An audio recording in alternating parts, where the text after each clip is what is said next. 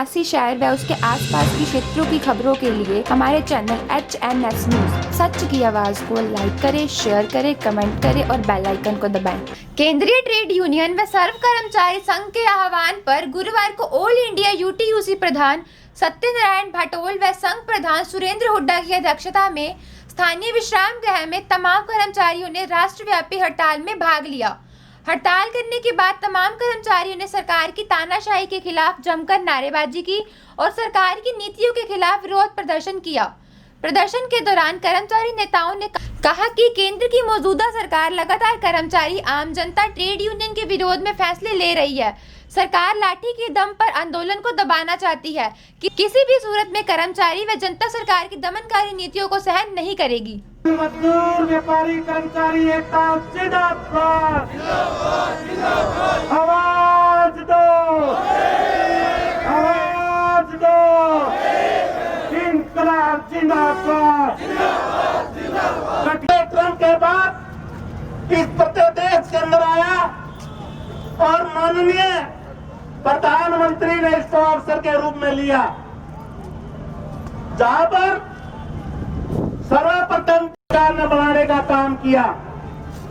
Corona की आड़ के अंदर जहां हमारी नवरत्न कंपनियों को बेचने का काम किया गया, हवाई अड्डों को नीलामी की गई, उनके इलेक्शन कैंपेन की पूरे खर्चे उठाए थे और विशेषकर वो जब विदेश यात्रा करते हैं तो हवाई जहाज की पिछली खिड़की में से निकलते हुए आपको दिखाई भी दे देंगे। जिन लोगों की आमदनी 141% और 126% की गति से, तीव्र गति से बढ़ती जा रही है, यानी आप समझ गए अंबानी और अडानी।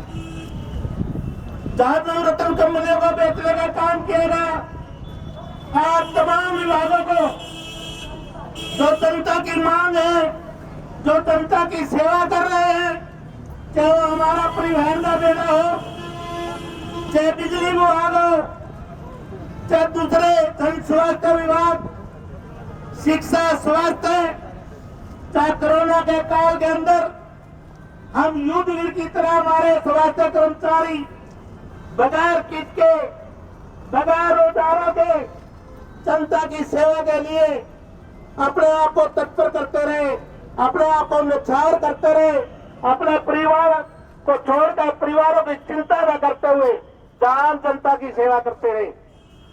उसी प्रकार से सबसे पहले स्वास्थ्य को निजीकरण करने का काम इन्होंने किया।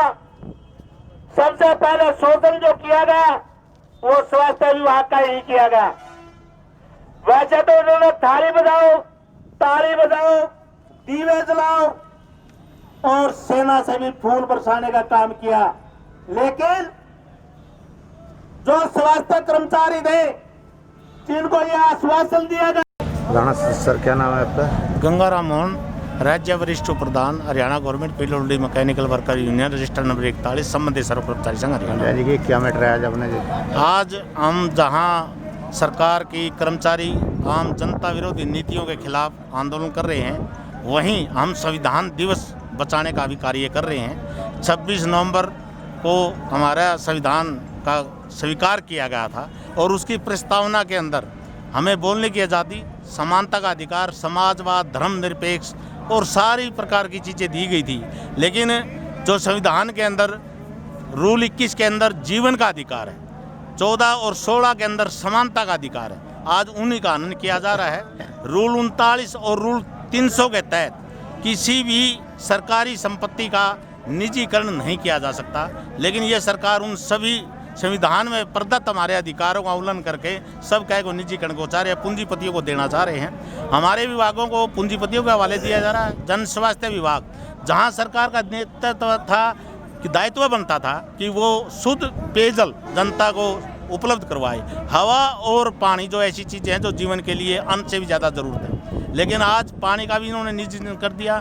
कहीं JMP के नाम से पंचायतों को पानी देने की बात कर रहे हैं। पंचायतों के पास कोई साधन नहीं है, ना उनके पास कोई टेक्निक है, ना कोई क्लोरोजेशन की विधि है, लेकिन सभी जलघरों को, जो कि हमारे पास पूरा टेक्निकल स्टाफ है, उसके बावजूद पंचायतों को दिया जा रहा है। शहर की जो सप्लाई है, सीवरेज व्यवस्था है, नगर पालिकाएँ सक्षम नहीं है कार्य करने के पास, क्योंकि नगर पालिका के पास भी कोई आमदनी के संसाधन नहीं है। और वो चीज़ें भी नगर पालिका को दिया जा रहा है, उनको संचालित करने के लिए आम जनता के ऊपर टैक्स लगाने का काम करना पड़ेगा, जिससे जनता का जीवन दुभर हो जाएगा। इसके साथ साथ ही कर्मचारी वर्ग के ऊपर जो डीए की रोक लगा रखी है, हमारी मांग है कि वो डीए दिया जाए। सरकार ये कहती है कोरोना काल है, कोरोना काल के अंदर तमाम कर्मचारी वर्ग ने एक योद्धा के तौर के ऊपर, जितने भी सरकारी विभाग के कर्मचारी सब उन्हें योद्धा के तौर पर काम किया है, और जनता और सरकार की मांग के ऊपर हमने योगदान देने का भी काम किया है, लेकिन हमारे डीए के ऊपर रोक लगा दी। दूसरी तरफ सरकार एक मंत्री विशेष का हाउस रेंट बढ़ाने के लिए स्पेशल अध्यादेश करके उसको 1 लाख रुपए का, वैसे जहाँ की वो चंडीगढ़ के अंदर निवास नहीं कर रहा है, लेकिन विशेष प्रस्ताव पास करके उसको हाउस रेंट देने का काम कर दिया। 21 चेयरमैनों को बनाकर करोड़ों रुपया का खर्चा सरकार के ऊपर दे दिया। लेकिन जब मजदूर कर्मचारी की बात आती है तो सरकार कोरोना का उदाहरण देने लग जाती है। हम ये कहते हैं कि हमारे डीए, हमारे एलटीसी, वो सारी की सारी चीज़ें सरकार को रिलीज कर देनी चाहिए। हमारे वेतन तकरीबन 20 तारीख के आसपास जाकर मिलते हैं, जबकि बड़ी दिक्कतें हो रही हैं। पहले की प्रथा के अनुसार हमारे वेतन 1 तारीख को दिया जाना सुनिश्चित करना चाहिए। तो तमाम महकमे हैं जिनका सरकार निजीकरण कर रही है, हम अनुरोध करते हैं कि सरकार के साथ साथ हम पूर्ण रूप से सक्षम हैं, जनता के सहयोग से हम सभी विभागों को बहुत ही अच्छी तरह से चला सकते हैं। तो इन सरकार को जो जनहित के महकमे हैं उनका निजीकरण ना कराए, अपनी जनता को विश्वास दे। इसके ऊपर आज जहाँ 4 लाख काम कर रहे हैं, अगर जनता की जनसंख्या को देखते हुए लगाया जाए तो 12 लाख कर्मचारियों की आवश्यकता बन जाती है। और 12 लाख कर्मचारियों का मतलब ये हो गया कि 8 लाख कर्मचारी और आए, और 8 लाख कर्मचारी का मतलब ये है कि 40 लाख से ऊपर लोगों के घरों में और दिए जलेंगे, और उस 40 लाख का ये है कि मार्केट के अंदर पैसा आएगा और ज़्यादा बाजार भी उपलब्धि प्राप्त करेगा। इसी प्रकार से जो आज किसानों के ऊपर सरकार ने बहुत ही अभद्र व्यवहार किया है। सरकार अपनी मांग रख रहे थे, हरियाणा सरकार अगर उनकी मांगों को मानने में सक्षम नहीं, हम तो ये मानते हैं कि वो सक्षम है, वो अध्यादेश करके विधानसभा का सेशन बुला के सरकार किसानों को एक आश्वासन दे सकती थी कि हम एमएसपी के ऊपर देंगे। जब माननीय मुख्यमंत्री बार बार ये प्रेस के माध्यम से घोषणा कर रहे हैं कि किसान को एमएसपी मिलेगा, मंडी बंद नहीं होंगी, तो लिखित में आम जनता को आश्वासन देने में कोई दिक्कत नहीं है। तो ये, और मंडी एक सरकार के लिए आमदनी का साधन भी था, जहाँ मंडी फीस के रूप से हम अपने मार्केटिंग बोर्ड के एक बोर्ड बनाया है, उसमें सड़कें बनाते थे, आम जनता साधनों के रूप में उसको प्रयोग करती थी। एक गांव से दूसरे गांव में जाने में आवागमन सुरक्षित होता था, वो भी आज आगे से नहीं बन पाएगा। तो इसलिए इन मंडियों को बरकरार रखा जाए, एमएसपी की जो मांग है उसको पूरा किया जाए, और सरकार जो तानाशाही रवैया करके, आज मैं सीधे तौर पर सरकार के ऊपर ये आक्षेप लगाता हूँ कि 2 दिन से लगातार PWD B&R को बाध्य किया जा रहा है, सड़कों को खोदने का काम किया जा रहा है। बरवाड़ा क्षेत्र के अंदर, फतेहाबाद क्षेत्र के अंदर JCB लगाकर रोडों की खुदाई की जा रही है, ताकि किसानों को दिल्ली जाने से रोका जाए। सरकार ने किसानों को बुला के बातचीत करनी चाहिए, कर्मचारी को वर्ग को बुलाकर उनकी बात सुननी चाहिए। सरकार कहती है कि ठेका प्रथा जो कर्मचारी हैं उनको हम सारे लाभ दे रहे हैं, लेकिन हमारा ये आक्षेप है कि जो कॉन्ट्रैक्ट के कर्मचारी हैं, जो प्रोजेक्ट वर्कर हैं, उनको लगातार 2 महीने से लेकर 6 महीने तक वेतन नहीं मिला है।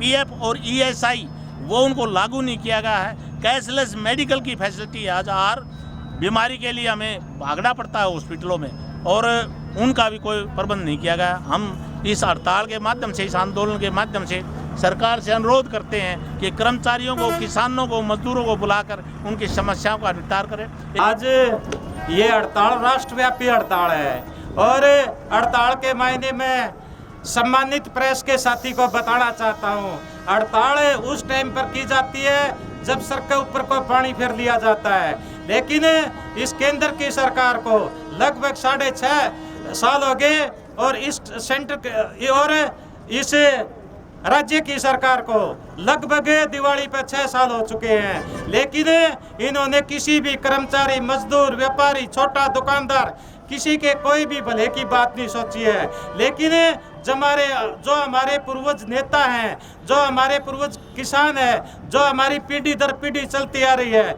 उन्होंने इन बिल्डिंगों को खड़ा करने का काम किया था। लेकिन आज यह सरकार ठेका प्रथा अपना के इनको बेचने का काम कर रही है। और ठेका प्रथा का मैं बता देना चाहता हूँ, 20-20, 25-25 साल के युवा, उनकी बोली लगाई जा रही है। और आज मैं इस रोडवेज के परिसर में खड़ा हूँ, ये कहना चाहता हूँ, बोली उस चीज़ की लगाई जाती थी जो हमारी बसें कंडम हो जाती थी, हमारे मोटरसाइकिल कंडम हो जाती है। आज इस युवा और 20-20, 25 साल के इनके ठेके पे लिए जाते हैं। मैं इस सरकार की भरपूर कठोर शब्दों में निंदा करता हूं और भविष्य में मैं ये उम्मीद भी करता हूं, हमारा संगठन इस बात की उम्मीद करता है कि सरकार सद्बुद्धि ले और सद्बुद्धि लेकर जो खाली पद पड़े हैं उन पर स्थायी नियुक्ति का प्रबंध करे। इसी तरह एनपीएस का मामला है, एनपीएस का मामला मैं कहना चाहता हूँ शब्दों में, आज़ादी से पहले से एनपीएस जो हमारी पुरानी पेंशन स्कीम थी वो आज़ादी से पहले लागू थी, लेकिन उन्होंने 4 और 6 के बाद इसको एनपीएस में तब्दील कर दिया। लेकिन हम मांग करते हैं कि हमारी जो पुरानी पेंशन स्कीम है उसी को लागू रखा जाए। और एक टाइम पर प्रधानमंत्री जवाहरलाल नेहरू हुआ करते, उन्होंने क्या किया था और उन्होंने क्या कहा था हमारे पूर्वज नेता बता देंगे और अखबार की कटिंग भी देख लेंगे। चाहे सुई खरीदनी हो, चाहे हवाई जहाज खरीदना हो, लेकिन उसको कौन खरीदेगी? सरकार। लेकिन आज यह सरकार उल्टा कर रही है, चाहे सुई खरीदनी हो, चाहे हवाई जहाज खरीदना हो, प्राइवेट जो भी अंडानी अंबानी है उनके हाथों में सौंपा जा रहा है। लेकिन हम इसकी भरपूर निंदा करते हैं। सुरेंद्र हुड्डा, ब्लॉक प्रेसिडेंट, आसी। अच्छे दिन का जनता से वादा करके जो सरकार मोदी सरकार केंद्र में जो आई थी, लगातार आज वो किसान, कर्मचारी, नौजवान, छात्र विरोधी सरकार है। हम तमाम इन काले कानूनों का, काली नीतियों का, जन विरोधी नीतियों का विरोध करते हैं और ये हम मांग करते हैं कि जो तमाम किसान, हड़ताली कर्मचारी, नौजवान सभी से सरकार बात करे और इनकी जो जायज़ मांग है उसको मांगे। आवासिंग संघर्ष, ऑल इंडिया किसान खेत मजदूर संगठन, जिला हिसार। हर खबर पर नजर HNS news. Contact number 9992349992, WhatsApp number 9354872062।